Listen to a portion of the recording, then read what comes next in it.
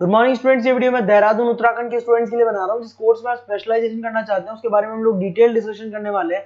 About the top companies कौन सी है, उसके लिए टॉप सैलरीज क्या क्या मिल सकती है, about the top best colleges जो आपके लिए हो सकती है, अबाउट दी मोर एजुकेशन, हमारी क्लासेस चलती है मोर एजुकेशन के नाम से, उसके बारे में डिस्कस करेंगे। About everything we are going to discuss over here. तो चैनल को सब्सक्राइब कीजिए, वीडियो को लाइक कीजिए, बेल आइकन को हिट कीजिए, never miss any update from us. बाकी की इन्फॉर्मेशन हमारे सर आपको देने वाले हैं। Thank you. ये वीडियो मैं उन स्टूडेंट्स के लिए बना रहा हूँ those who are planning for MBA का प्लान कर रहे हैं, टॉप 20 स्कूल से प्लान कर रहे हैं। उसके लिए एक एग्जाम लगता है कॉमन एडमिशन टेस्ट। इसके ऊपर बहुत डिटेल में डिस्कस करेंगे। आईएम्स तक कैसे पहुंचना है उसको अपन डिस्कस करेंगे। इसके अंदर कैट एग्जाम की इंपॉर्टेंट डेट्स, कैट एग्जाम क्या होता है, एग्जामिनेशन पैटर्न क्या है, एलिजिबिलिटी क्या है, एग्जामिनेशन स्ट्रेटजीज क्या है, कैसे आपको एग्जाम देना चाहिए, आईएम्स तक पहुंचेंगे तो उसके कट ऑफ क्या होंगे और नॉन आईएम्स कॉलेज के कट ऑफ क्या होंगे, सब डिस्कस करेंगे। न्यूज़पेपर में आया था 42% कम 2027 तक मशीनें करेंगी। तो आर्टिफिशियल इंटेलिजेंस और मशीन लर्निंग की बहुत जबरदस्त डिमांड आने वाली है। तो आप लोग एमबीए में जो स्पेशलाइजेशन चूज करेंगे, वर्ल्ड इकोनॉमिक फोरम भी ये बात बोल रहा है कि इसमें फास्टेस्ट ग्रोइंग जॉब जिसमें आपको big data specialist, fintech engineer, AIML software developer 2025 से लेकर 30 के बीच में इनकी डिमांड आएगी।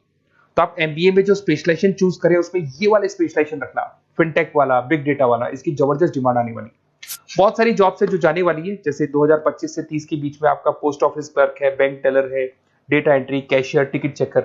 अगर आप कैशियर की बात करें, जरूरत ही नहीं है बैंक में, आप विड्रॉल भी मशीन से कर रहे हो, डिपॉजिट भी मशीन में करवा रहे हो, पासबुक अपडेट मशीन से हो रही है, तो यहाँ पे मशीनें काम कर रही है। तो बहुत सारी जॉब्स आने वाली और जाने वाली है। तो आप स्पेशलाइजेशन वो चूज करना जिसकी मार्केट में जबरदस्त डिमांड है।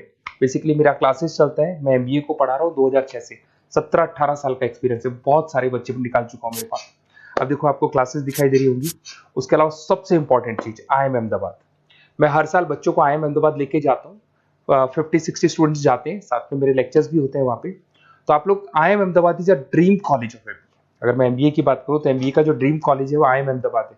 तो आप ये मान के चलो, इस कॉलेज के लिए बच्चा पढ़ता है और कैट का एग्जाम देता है। अगर यहाँ से बच्चा निकलता है तो बहुत बड़ा पैकेज लेके निकलेगा। देखो हर साल मैं बच्चों को लेके जाता हूँ, दिख रहा होगा आपको। उसके अलावा मैं मुंबई में पढ़ा रहा हूँ, जयपुर में मैं पढ़ा रहा हूँ। अच्छा, अलग अलग कॉलेजेस में एज अ गेस्ट में वर्क कर रहा हूँ।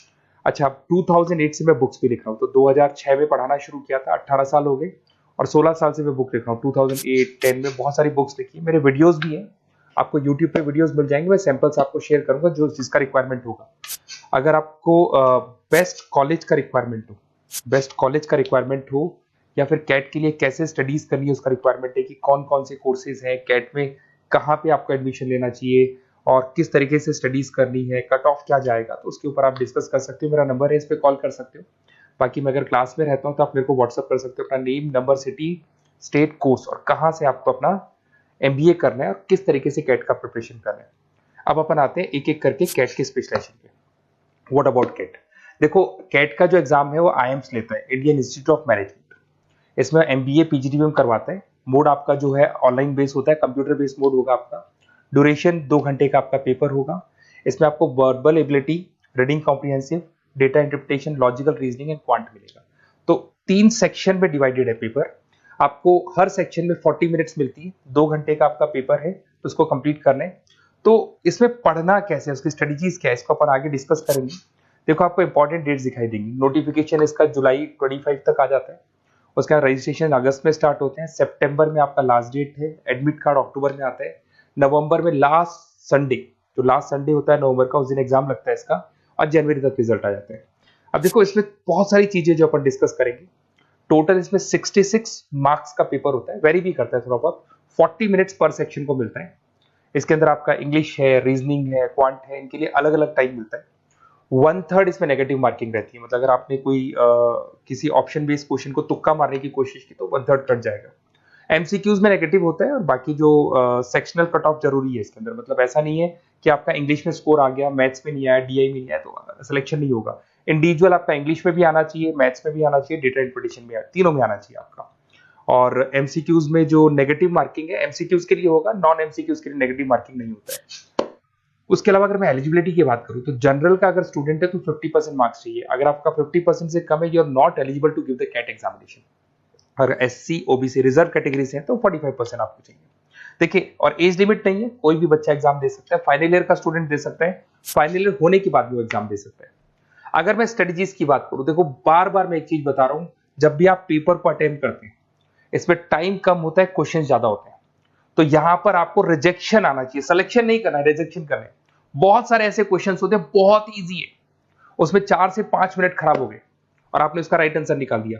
अरे भाई वो 5 मिनट में 5 क्वेश्चंस करने थे आपको, उस क्वेश्चन में फंस के आपने 5 मिनट खराब कर दिए। तो जो क्वेश्चन इजी और आपको लग रहा है सॉल्व हो जाएगा बट टाइम लेगा, आप उसको छोड़ दो, रिजेक्ट कर दो। वो क्वेश्चंस करने हैं जिसमें टाइम कंज्यूमिंग कम होता है। आप अगर टाइम को एकदम से वेस्ट कर देंगे ना तो बाद में रियलाइज होगा टाइम चला गया, क्योंकि मैनेजमेंट एप्टीट्यूड टेस्ट है, जैसे गवर्नमेंट एग्जाम के टेस्ट होते हैं। तो यहाँ पर क्या टाइम सबसे बड़ा इंपॉर्टेंट फैक्टर होता है आपका। तो बेसिकली एक्यूरेसी होना चाहिए, स्पीड होना चाहिए और आपका टाइम बैलेंस होना चाहिए, और साथ के साथ कौन सा क्वेश्चन छोड़ना है और कौन सा करना है। बहुत सारे क्वेश्चन होते हैं जिसमें लालच देता है, करो करो करो, बाद में पता लगता है फंस गया उस क्वेश्चन के अंदर, और फंसने का टाइम चला गया। तो टाइम नहीं जाना है इसके अंदर। उसके अलावा देखो, अगर मैं आईएम्स की बात करता हूँ, आईएम्स में 99% आईएम अहमदाबाद इज 99% आपको चाहिए। उसके बाद में अगर मैं बात करूं, बेंगलोर 99, कोलकाता 99, लखनऊ में 97 टू 98 चाहिए, इंदौर कोझीकोड में 95 टू 97। तो परसेंटाइल तो मान के चलो, अगर आपको टॉप कॉलेज चाहिए ना तो 99 प्लस परसेंटाइल चाहिए आपको, ठीक है। उसके अलावा अगर अपन देखते हैं एफएमएस दिल्ली, नॉन एक्सेप्टेबल जो कैट का एग्जाम तो लेते हैं बट नॉन आईएम्स है, वो भी 99 मांगता है। एसपी जैन भी 85 टू 95 मांगेगा। एमडीआई गुड़गांव 95 परसेंटाइल मांगता है। आईएनटी गाजियाबाद 85 टू 90 मांग रहे हैं। तो कॉलेजेस तो बहुत हैं, और ये मान के चलो आप 80 से लेके 99 के बीच में अगर आ जाते हो तो आपको टॉप 20 स्कूल्स मिल जाएंगे। अगर आईएम्स भी नहीं मिलता है तो उसके नीचे के स्कूल्स मिल जाएंगे। बाकी अगर इसको डिटेल में आपको डिस्कस करना है तो मेरा नंबर है, आप कॉल कर सकते हैं। अच्छा, उसके अलावा मेरा नंबर आपको दे दिया मैंने, अगर मैं कल क्लास में हूं या कॉलेज में और फोन नहीं उठाता तो व्हाट्सएप कर देना, अपन डिटेल में डिस्कस करेंगे सारी चीजें, और कहां से आपको कैट करना चाहिए, कौन सा इंस्टीट्यूट बेस्ट रहेगा वो भी मैं आपसे डिस्कस करूंगा, कौन से कॉलेज में आपका एडमिशन लेना चाहिए वो भी डिस्कस करेंगे, किस तरीके से आपको पढ़ाई करनी है, नोट्स कैसे मिलेंगे, वीडियोस कैसे मिलेंगे, सब डिस्कस करेंगे। Okay, best of luck for your CAT examinations. और कोई कॉलेज से रिलेटेड क्वेरी है तो वही आप मेरे को कॉल कर सकते हैं। Okay, best of luck.